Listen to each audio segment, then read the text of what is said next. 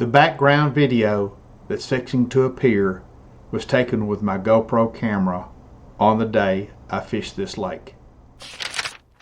My name is John Fay, and in this video I'm going to show you exactly where and how I caught my limit of eating size catfish at a lake located in southern Kentucky. For those that subscribe to my YouTube channel that live in Middle Tennessee, this lake is only a 50-minute drive down I-65 from the Rivergate Mall, Goodlettsville interstate entrance. The Kentucky Department of Fish and Wildlife Resource Agency stocks this lake with trout and catfish. And so far in 2024, this lake has been stocked with 4,350 eating size channel catfish, and they plan to stock another 1,450 catfish eating size in June of 2024. Coming up is a 1-minute video segment as an example of the fun that you can have fishing this lake. Then after that, I'm going to get down to business and show you where this lake's at, where I fished, and how to catch fish there.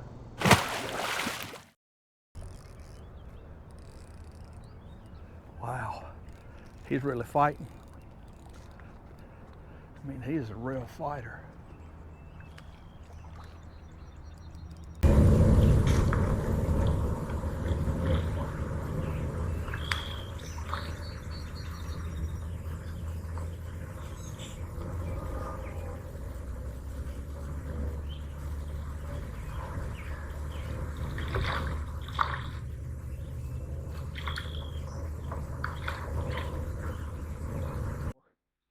But this is the catfish I've caught.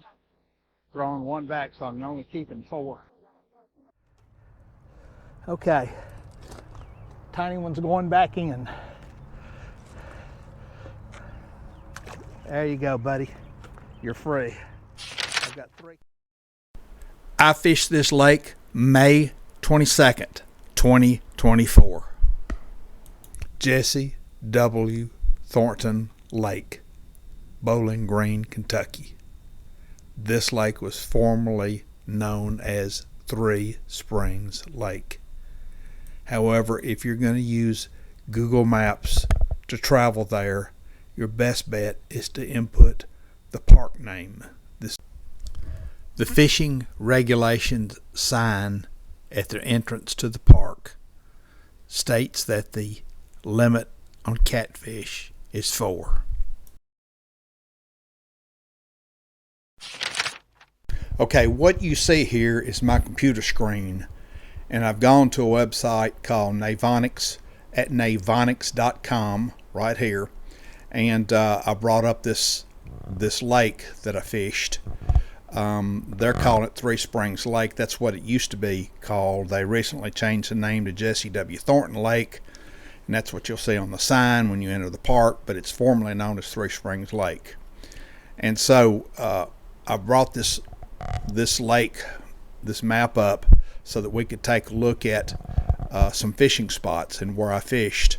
Now I'm going to start out by showing you that over here I have the safety depth set to 8 feet, and it highlights the area of that depth. So this is an 8-foot deep pool right here.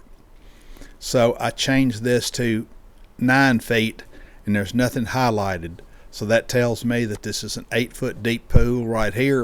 And then if I switch it down to 6 feet, I have more pools that come up here.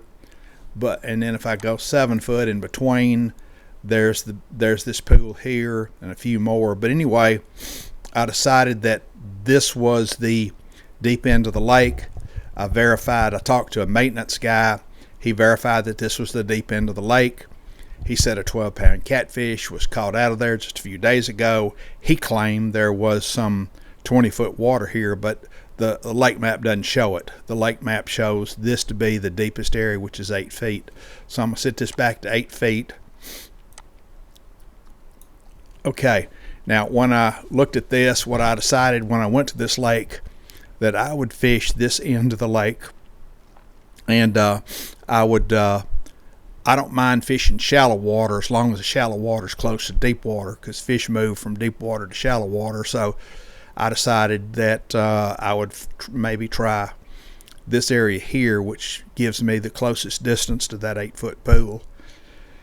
And so now I'm going to add satellite view. Okay, so I entered the park in the lake area right here off of Small House Road. This is the park entrance. There's park signs here. That's the one that I took a photo of earlier in the video. There's a parking lot here, but I just simply rode down this road in the park, ran parallel to the lake, and stopped right here. There's a graveled area there, kind of a parking area there, and I just simply parked right here, and this is where I fish, and I caught my limit of fish here. So the day I was here, though, it was a cloudy day, thunderstorms in the forecast. It's during the week. There wasn't a lot of people at this lake. In fact, it was almost deserted, so I didn't have to worry about a lot of noise down this road or vibration or anything to scare the fish off. So I did fine. I don't know what this would be like if it were a weekend. There was a lot of drama and noise and vibration, people walking. You may have to go over here to have success over here where, you know, there's less drama. There's a wooded area over here. But anyway, I did find the day I was here, right here. Now, right here, I don't know if you can see it, but there's a circle with a fish there. That is Navionics' way of telling you that there is fish attractor there. There's one there. There's one here. There's one here. There's several throughout the lake. And you can go to the Kentucky Fish and Wildlife Agency website. You can search for Jesse W. Thornton Lake, and you can get a lot of information about this lake, the boat ramp and stuff that they have. But this is a fish attractor map, and there's stake beds here, stake beds here. This is where I was fishing right here. There's stake bed there, and you can see there's Christmas trees here. There's several around the lake. Now, Navionics has an app for your smartphone, and I highly recommend it. It has an icon that uses the GPS in your phone, and it shows where you're at in relation to the lake. Now it's time to talk about how I caught the fish, so that you too can catch your limit of catfish. Below this video is a list of items I used while fishing this lake. These are affiliate links where you can go to purchase these items. You'll pay no more for the item, and you can help me out because I get paid a small commission that helps fund this channel. The bait I used was magic bait, chicken liver, and chicken blood. This bait is a dough ball, and let's just say it has a strong scent. I packed the bait around a number 2/0 mustad circle hook, but I left a little bit of the point of the hook exposed to get a good hookup. Now, I prefer circle hooks because if you know how to use them, you can get a good hookup, and they're designed so that the hook will hook the fish in the corner of the mouth most of the time, so that you do less damage to the fish. The hook is easy to remove, and you get less gut hooked fish. But there is a trick to a good hookup. If you're setting the rod in a rod holder, you need to make sure that you got a tight line.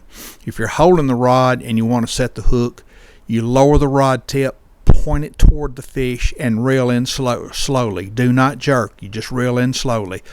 It's hard to not jerk, but after a while you'll get the knack of it.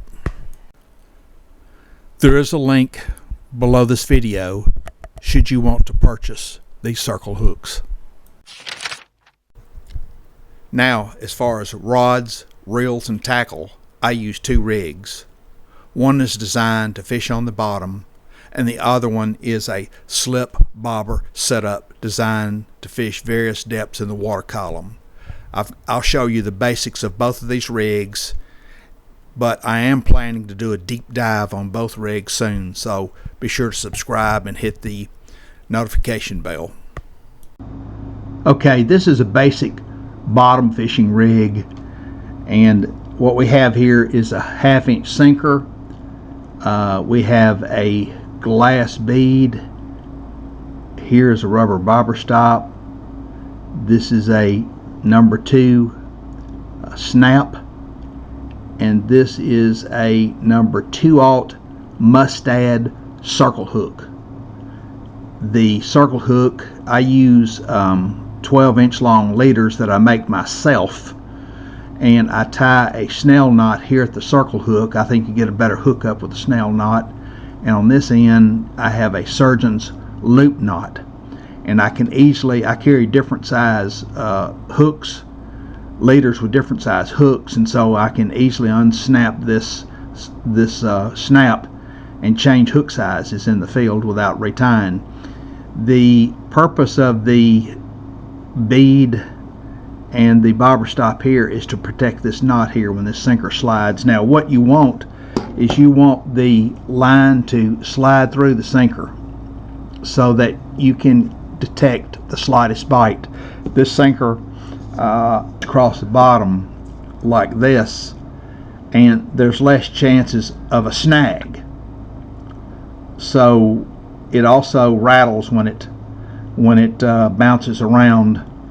Now this is the basic setup.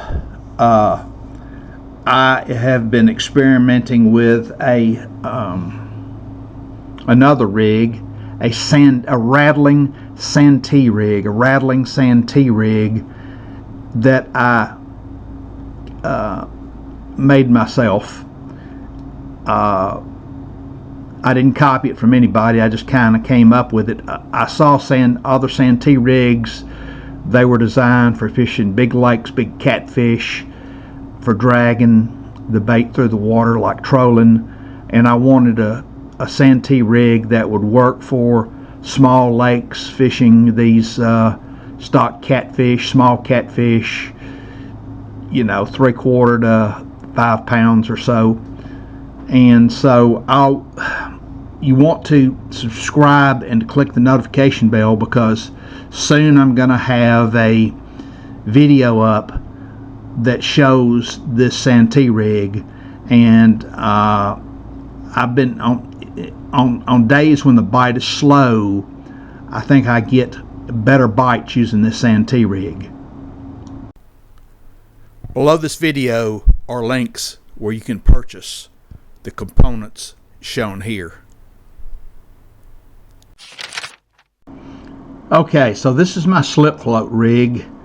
I adjust the depth. You adjust the depth in the water column by adjusting this rubber bobber stopper. You slide it up your line like this to the desired depth that you want to fish, and this line slides through this float, and then when it hits this bobber stop, it stops right there, and the sinker will pull it down. So what you have here is you have a bobber stop here, plastic bead, small plastic bead here. Now the way I measure distance, I use my rod. I took a measurement, and I know that it's 6 feet from the spool of my spinning reel to the tip of the rod. I've used a 7-foot rod, so it's 6 foot between the spool and the tip of the rod. So I know that 6-foot measurement there. And then I use a 2-piece rod, and so it's 3 foot 6 inches from the tip of the rod to where the 2-piece joins. So I have those footages in my mind, and I can use that to kind of adjust this bobber stop here. The day I was fishing this lake, I was fishing 7 foot deep. So I adjusted this to where the bait was suspended 7 feet in the water. Now what you have here is it's critical. This weight right here is critical, and what you do is you have to have just the right amount of weight on this so that this bobber stands up in the water. And you've got to consider the weight of the bait you're using. In this case, I've tested this, and I'll show you how you test this. This is a 2-aught mustad circle hook, number 2 snap, and I put the dough ball, the magic bait dough ball I used, chicken blood, chicken liver dough ball that I talked about earlier here, and then this weight right here. This is a 3/8. This is a 1/8 ounce weight, 1/8 ounce Eagle Claw pinch-on sinker, and this sinker, this hook, the snap, and the dough ball, magic bait dough ball, is enough to make this sinker stand. This float stand up like this, If you don't have enough weight, it's going to be tilted to the side or laying down or tilted to the side. But if you get the right amount of weight, it'll stand up like this where you can see it. Now, this float. It's the best float I've ever used for this purpose. It's a THK Fish is the name of it, THK Fish, and this particular one is 3/8 ounce. And what I like about it, it's long, it's slender, small in diameter, so it pulls under easy. The fish can pull it under easy, and it's got this flag here that sticks up above the water so that you can see the float. So that is my setup, and I want to talk now about the sinkers.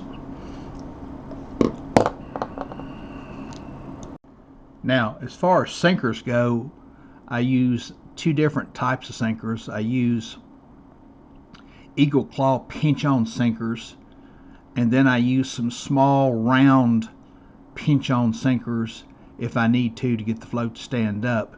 But what I do is I just with my thumb, I just bend the ears down here till it makes contact with the sinker, and this can slide freely. I don't bother to pinch this off. If I just pinch the 2 ears down till they come in contact with the sinker, that's enough, and it'll stay on. In this case, I was able to just use this 1/8 ounce pinch-on sinker, and it made the float stand up. Now, I have various sizes of these pinch-on sinkers, but sometimes you'll need a little bit of extra weight. It don't take if your pinch-on sinker don't quite make it stand up, sometimes just a little bit additional weight with a round pinch-on sinker will make it stand up.